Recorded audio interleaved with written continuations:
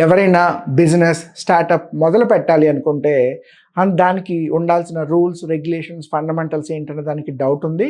మీ అందరి సౌలభ్యం కోసం మేము ఈ స్టార్టప్ బిజినెస్ సిరీస్ ఆఫ్ వీడియోస్ని డిజైన్ చేసి మీకు రిలీజ్ చేస్తున్నాం.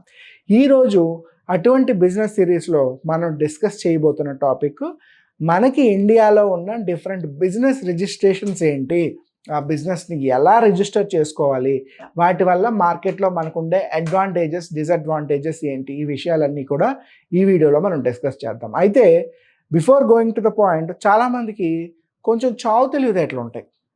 డబ్బులు ఏమి ఖర్చు అవ్వకూడదు, ఎక్కడ ఇన్వెస్ట్ చేయకూడదు, లో కాస్ట్లో బిజినెస్ అయిపోవాలి, ఎక్కువ లాభాలు వచ్చేయాలి, ఇలా చాలామంది ఆలోచిస్తుంటారు.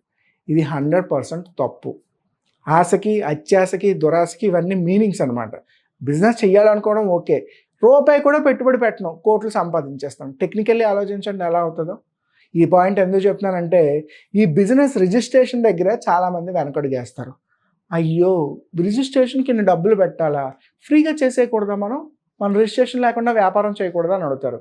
మీరు ఇంజనీర్ అని ప్రూఫ్ ఏంటి? 4 ఏళ్ళు ఇంజనీరింగ్ తర్వాత మీకు సర్టిఫికేట్ ఇస్తారు. మీరు డాక్టర్ అని ప్రూఫ్ ఏంటి? 5 ఏళ్ళు మెడిసిన్ చదివి హౌస్ సర్జన్ పాస్ అయిన తర్వాత మీకు సర్టిఫికేట్ ఇస్తారు.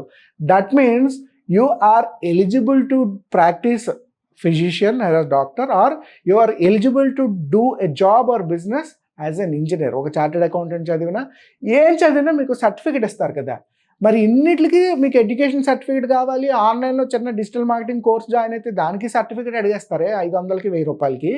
మరి వ్యాపారం చేసేటప్పుడు అటువంటి సర్టిఫికేట్ లేకుండా వ్యాపారం చేస్తే మీకు ఎంత డ్యామేజ్, అసలు ఎవరు మిమ్మల్ని యాక్సెప్ట్ చేస్తారు? దానికోసమే ఎవరైనా సరే బిజినెస్ చేయాలి అనుకున్నప్పుడు రిజిస్ట్రేషన్ ఫార్మాలిటీస్ ఫాలో అవ్వాలి. అందుకోసం రిజిస్ట్రేషన్ ఇంపార్టెంట్. అంటే ఈరోజు నేను బిజినెస్ చేస్తున్నానండి, ఏ బిజినెస్? ఐటీ బిజినెస్ అండి. మీ రిజిస్ట్రేషన్ ఉందా? రిజిస్ట్రేషన్ అలాంటిది ఏం లేదండి, మేము ఫ్రీలాన్సింగ్ చేస్తాం. ఫ్రీలాన్స్ బిజినెస్ రిజిస్ట్రేషన్ అవ్వదండి. You're always a freelancer. అంటే నేను ఒక రిజిస్ట్రేషన్ ఉంటే నాకు బిజినెస్ చేయడం ఈజీ అవుతుంది. ఆ రిజిస్ట్రేషన్ ఏంటి? ఇండియాలో ఈ రిజిస్ట్రేషన్స్ 4 to 5 టైప్స్ ఉన్నాయి. ఇంతకుముందు 4 ఉండేవి, రీసెంట్గా ఒకటి యాడ్ చేశారు. First thing, proprietary concern. మనం చాలా చోట్ల ప్రొప్రైటర్ అన్న పదం వింటూ ఉంటాం. ఫలానా టెంట్ హౌస్ షాప్కి లేదంటే ఫోటో స్టూడియోకి ప్రొప్రైటర్ అయిందండి అని అంటాం, లేదా ఫలానా హోటల్కి ప్రొప్రైటర్ అండి అంటాం. ఈ ప్రొప్రైటర్ ఒక రిజిస్ట్రేషన్ ద్వారా మాత్రమే సాధ్యం అవుతుందండి. మీరు ఒక చిన్న ఆఫీస్ ఓపెన్ చేసేసి ఒక మెస్ ఓపెన్ చేసేసి రోజు 3 పూటలు వండి పెట్టేస్తే అది బిజినెస్ అవ్వదు. దానికి ఖచ్చితంగా ఒక ప్రొప్రైటరీ కన్సర్న్ రిజిస్ట్రేషన్ తీసుకోవాలి. ఈ రిజిస్ట్రేషన్ ఉద్యమ ఆధార్ వెబ్సైట్లో కానీ, లేదా మీ చార్టెడ్ అకౌంటెంట్ని లేదా నియరెస్ట్ లేబర్ ఆఫీస్లో ఒక లెటర్ హెడ్ డిజైన్ చేసి ఒక ప్రొఫార్మా రెడీ చేసి ఇచ్చిన సాయంత్రం కల్లా ఒక ప్రొప్రైటరీషిప్ సర్టిఫికెట్ మీ చేతిలో ఉంటుంది. ఈ ప్రొప్రైటరీషిప్ సర్టిఫికెట్తో పాటు మీ పర్సనల్ పాన్ కార్డ్ని జత చేసి బ్యాంకుకి వెళ్తే వాళ్ళు మీ బిజినెస్ పేరు మీద ఒక కరెంట్ అకౌంట్ ఓపెన్ చేస్తారు. ప్రొప్రైటరీషిప్కు ఏదో ఒక పేరు పెట్టుకుంటాం. ఫలానా హోటల్స్ అనో, స్వాతి మెస్ అనో, హర్ష డీలక్స్ మెస్ అనో, లేదంటే కాకతీయ మెస్ అనో, సుబ్బయ్య రామయ్య మెస్ అని ఏదో బిజినెస్ పెట్టుకుంటాం కదా, ఆ పేరు ఉంటుంది కదా. ఆ పేరు మీద ఒక కరెంట్ అకౌంట్ ఓపెన్ చేస్తారు. మీరు పెట్టాలనుకున్న పెట్టుబడి ఆ కరెంట్ అకౌంట్లో పెడతారు. అక్కడి నుంచి వేరే వాళ్ళకి బిల్ పేమెంట్స్ చేస్తారు. వేరే వాళ్ళు బిల్స్ ఇచ్చేవి కూడా ఆ అకౌంట్కి వచ్చే విధంగా మీరు ప్లాన్ చేసుకోవాలి. ఇలా చేసుకుంటే దాన్ని మనం ప్రొప్రైటరీ కన్సర్న్ అంటాం. ఒకవేళ ప్రొప్రైటరీ కన్సర్న్ కాకుండా పార్ట్నర్షిప్ ఫర్మ్ కూడా మనం రిజిస్టర్ చేసుకోవచ్చు. ఈ పార్ట్నర్షిప్ ఫర్మ్కి ఏంటంటే మినిమం 2 పర్సన్స్ అవసరం అవుతారు. మ్యాక్సిమం ఒక 5 6 దాకా కూడా ఉండొచ్చు. ఏ బిజినెస్ అయినా ఇందులో కూడా చేసుకోవచ్చు. అయితే ఈ ప్రొప్రైటర్షిప్ రిజిస్ట్రేషన్ చేసుకోవడానికి కనీసం 5 నుంచి 10,000 రూపాయలు ఖర్చు అవుతుంది. ఎందుకు? ఒక చార్టెడ్ అకౌంటెంట్ దగ్గరికి వెళ్ళాలి, వాళ్ళు ప్రొఫార్మా రెడీ చేయాలి, ఫార్మాట్ రెడీ చేయాలి, ఏమైనా చేంజెస్ ఉంటే చేయాలి. ఇదంతా పట్టుకొని మనం ఈ సేవకి వెళ్ళి చలానా ఒక 500 రూపాయలు కడితే మీకు 1 వీక్లో పార్ట్నర్షిప్ కన్సర్న్ సర్టిఫికేట్ వస్తుంది పార్ట్నర్షిప్ ఫర్మ్ది. ఈ పార్ట్నర్షిప్ ఫర్మ్కి కూడా ఒక పేరు ఉంటుంది. ఫలానా హోటల్స్ అనో, ఫలానా ట్రావెల్స్ అనో, సుధీర్ ట్రావెల్స్ అనో, కిన్లే వాటర్ బాటిల్స్ అనో ఏదో ఒక పేరు ఉంటుంది. ఈ పేరుతో పాటు ఈ కంపెనీ పేరు మీద, ఈ పార్ట్నర్షిప్ పేరు మీద పాన్ కార్డ్ కూడా ఓపెన్ అవుతుంది. ప్రొప్రైటరీ కన్సర్న్లో మనకి విడిగా పాన్ కార్డ్ ఉండదు. మీ పర్సనల్ పాన్ కార్డ్ ఉంటే సరిపోద్ది, ఎందుకంటే ఒక పర్సన్ కాబట్టి. బట్ ఇక్కడ మినిమం 2 పర్సన్స్ ఉంటారు కాబట్టి ఆ పార్ట్నర్షిప్ పేరు మీద ఒక పాన్ కార్డ్ ఓపెన్ అవుతుంది. ఈ పార్ట్నర్షిప్ సర్టిఫికెట్, పాన్ కార్డు రెండూ తీసుకెళ్ళి బ్యాంక్కి ఇస్తే వాళ్ళు ఒక 5,000 10,000 రూపాయల్లో మీకు ఒక కరెంట్ అకౌంట్ ఓపెన్ చేసి ఇస్తారు. కరెంట్ అకౌంట్ అంటే బిజినెస్లకు వాడేదండి, పర్సనల్స్కి వాడేది, సేవింగ్స్కి వాడేది కాదు. కేవలం బిజినెస్ పేరు మీద ఉండేది కరెంట్ అకౌంట్ అవుతుంది. ఆ పేరు మీద కరెంట్ అకౌంట్ ఓపెన్ చేస్తారు, మీ పెట్టుబడి అందులో పెడతారు, ఖర్చులు అందులోంచి పెడతారు, బయట నుంచి వచ్చే పేమెంట్లు కూడా ఆ అకౌంట్లో జమ చేసుకునే విధంగా ప్లాన్ చేస్తారు. ఇవాళ యూపీఐ ట్రాన్సాక్షన్స్ ఉంటున్నాయి కాబట్టి మీ కస్టమర్స్ అందరికీ మీ కరెంట్ అకౌంట్ యూపీఐ ఐడి ఇచ్చేస్తే సరిపోతుంది, వచ్చే పేమెంట్స్ అన్నీ అందులోకి వస్తాయి. దీనికి మినహాయింపు లేదు.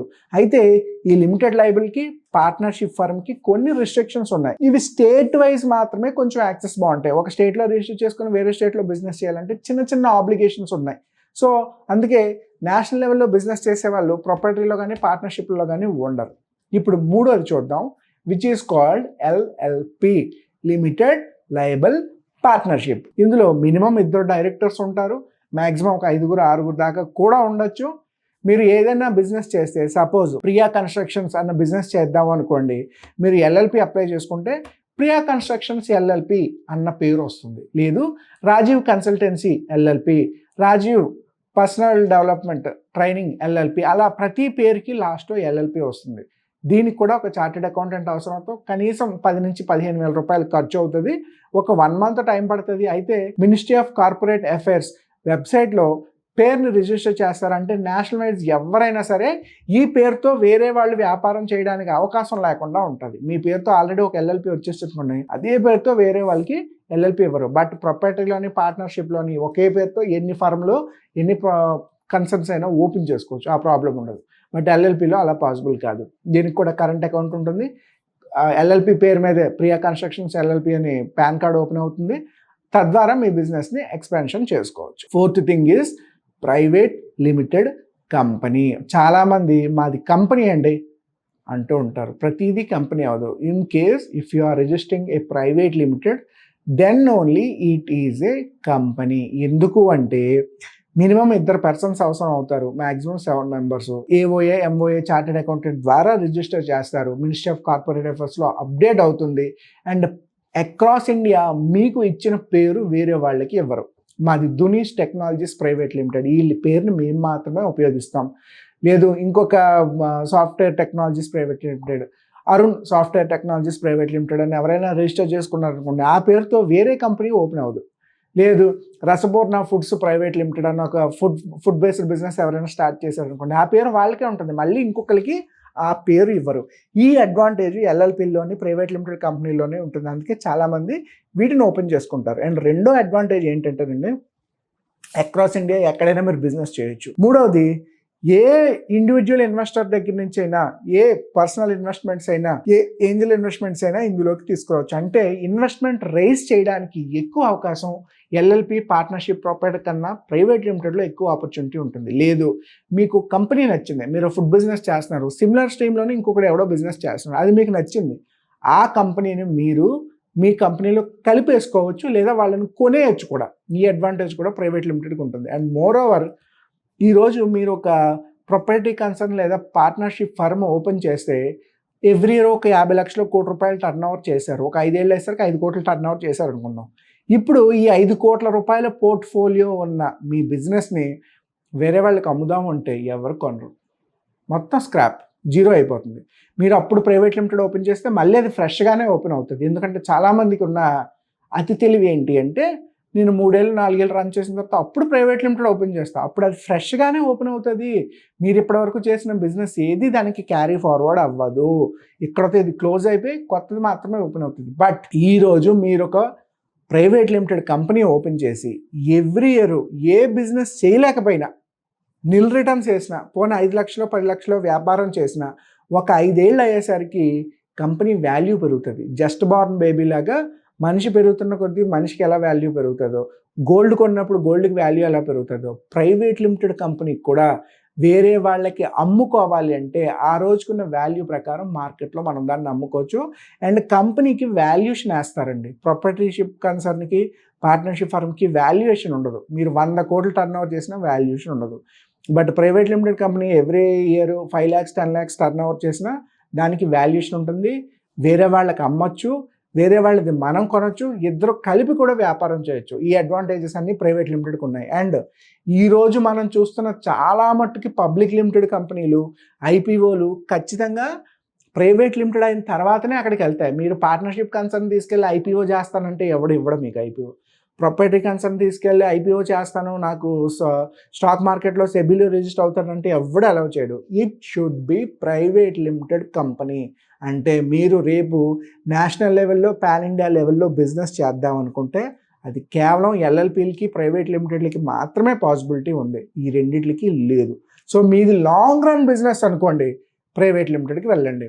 చిన్న బిజినెస్ అనుకోండి, పార్ట్నర్షిప్ ఫర్మ్ సరిపోతుంది. అయితే వీటన్నిటికీ కాకుండా రీసెంట్గా ఈ 2016-17 ఆ టైంలోనే ఇండియన్ గవర్నమెంట్ చాలా స్టార్టప్స్ ఒక్కొక్కరే మొదలు పెడుతున్నారు, వీళ్ళకి మనం సింగిల్ పర్సన్ కంపెనీ యాక్సెస్ కూడా ఇద్దామని చెప్పి 1 పర్సన్ కంపెనీ ప్రైవేట్ లిమిటెడ్ అని, ఓపీసీ ప్రైవేట్ లిమిటెడ్ అని కొత్త ఎంటిటీ కూడా రిజిస్టర్ చేసింది. ఇందులో ఫస్ట్ 2 years ఒక పర్సన్ ఉండొచ్చు.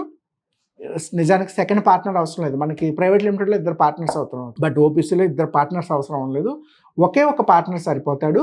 అక్కడి నుంచి వాళ్ళకు ఓపీసీ ప్రైవేట్ లిమిటెడ్ రిజిస్టర్ చేయొచ్చు. ఆఫ్టర్ 2 years ఇన్ కేస్ అది 2 crore టర్న్ ఓవర్ దాటినా, లేదా 2 years దాటిన తర్వాత మాత్రం దాన్ని ప్రైవేట్ లిమిటెడ్ కింద మనం కావాలి అంటే కన్వర్ట్ చేసుకోవచ్చు, అవసరం లేదంటే అలాగే కంటిన్యూ కూడా చేసుకోవచ్చు. ఇది స్టార్టప్స్ కోసం ఉన్న ఒక అడ్వాన్స్డ్ బెనిఫిట్. తర్వాత ప్రైవేట్ లిమిటెడ్ అయిపోతే యాజ్ ఇట్ ఈస్గా మీకు ప్రైవేట్ లిమిటెడ్ యాక్సెస్ అంతా వస్తుంది. అయితే ఇవన్నీ తెలుసుకోవడానికి కారణం ఏంటంటే, సపోజ్ మీరు మీ ఏరియాలో ఒక చిన్న సెలూన్ పెట్టారు, దానికి ప్రైవేట్ లిమిటెడ్ అవసరం లేదు, ప్రొపరేటరీ కన్సర్న్ సరిపోతుంది. లేదు ఒక 4-5 సెలూన్సే ఊర్లో స్టార్ట్ చేస్తున్నారు, అలాంటప్పుడు పార్ట్నర్షిప్ సరిపోతుంది, అప్పుడు కూడా ఎల్ఎల్పీలు ప్రైవేట్ లిమిటెడ్లు అవసరం లేదు. బట్ మీ ఐడియా, ఈరోజు మనం ఒక సెలూన్ ఓపెన్ చేసి 6 months తర్వాత ప్రతి ఊర్లో ఒక ఫ్రాంచైజ్ ఇచ్చి దానికి ఒక మెంబర్షిప్ ఇచ్చి, మన మెంబర్షిప్ తీసుకున్న ఏ పర్సన్ ఏ సిటీలో ఉన్న మన సెలూన్కైనా వెళ్తే వాళ్ళు ఆ రేటు తోటి సెలూన్ సర్వీసెస్ చేసుకోవచ్చు అన్న లార్జ్ లెవెల్ ప్లాన్ ఉందనుకోండి, అప్పుడు మీరు ప్రైవేట్ లిమిటెడ్కి వెళ్ళాలి. మీరు ఇంటి దగ్గర చిన్న మగ్గం వర్క్స్ బిజినెస్ చేసుకున్నారు అనుకోండి, దానికి ప్రొపరేటరీ కన్సర్న్ సరిపోతుంది. బట్ మీరు బట్టలు తయారు చేసి ప్రపంచం అంతా అమ్ముతున్నారు అనుకోండి, అప్పుడు మీకు ప్రైవేట్ లిమిటెడ్ కావాలి. అంటే మీ బడ్జెట్ ఏంటి, మీ ఎంటిటీ ఏంటి, మీ బిజినెస్ ఓన్లీ లోకల్గా ఉంటుందా, నేషనల్ లెవెల్లో ఉంటుందా, స్టేట్ లెవెల్లో ఉంటుందా, ఇవన్నీ తెలుసుకుంటే తప్ప మీరు ప్రొపరేటరీ కన్సర్న్లోకి వస్తారో, పార్ట్నర్షిప్ ఫామ్లోకి వస్తారో, ఎల్ఎల్పియో ప్రైవేట్ లిమిటెడ్ అయితే ముందే డిసైడ్ చేయలేం. చిన్న బిజినెస్లో అయితే ఎల్ఎల్పి పార్ట్నర్షిప్ చేసుకోండి. మల్టిపుల్ సిటీస్లో, మల్టిపుల్ స్టేట్స్లో, లేదా ఉన్న ఒక్క సిటీ నుంచి చాలా ఎక్కువ టర్న్ ఓవర్ చేసే ఆలోచనలు ఉన్నాయనుకోండి, గో ఫర్ ప్రైవేట్ లిమిటెడ్. పెద్ద ఆలోచన ఉండి చిన్న రిజిస్ట్రేషన్స్ చేసుకోకండి, చిన్న వ్యాపారానికి పెద్ద రిజిస్ట్రేషన్స్ చేసుకోకండి. ఈ ఫార్ములా మీరు ఎప్పుడైతే తెలుసుకుంటారో అప్పుడు మీ బిజినెస్ సుఖంగా ఉంటుంది. ఎందుకంటే ప్రొపరేటర్షిప్ కన్సర్న్ ఓపెన్ చేయడం చాలా ఈజీ, క్లోజ్ చేయడం చాలా ఈజీ. యాన్యువల్ రిటర్న్స్, ట్యాక్సెస్ చాలా నామినల్గా ఉంటాయి. ఈవెన్ పార్ట్నర్షిప్ అయినా ఓపెన్ చేయడం ఈజీ, క్లోజ్ చేయడం ఈజీ. నామినల్గానే income tax returns, basic CA fee ఉంటుంది. But LLP private limited open చేయడం చాలా కష్టం అండ్ క్లోజ్ చేయడం కూడా చాలా కష్టం. అండ్ ఎవ్రీ ఇయర్ సిఏ అని, ఆర్ఓసి అని, ఇన్కమ్ ట్యాక్స్ అని, జిఎస్టీ అని, అడ్వాన్స్ ట్యాక్స్లు అని, ఇటువంటి ఫైలింగ్స్ తాలూకా కంప్లైన్సెస్ కూడా ఎక్కువ ఉంటాయి. ఇవన్నీ ప్రాపర్గా మెయింటైన్ చేయలేదు అనుకోండి, పెనాల్టీలు కూడా అలాగే పడతాయి.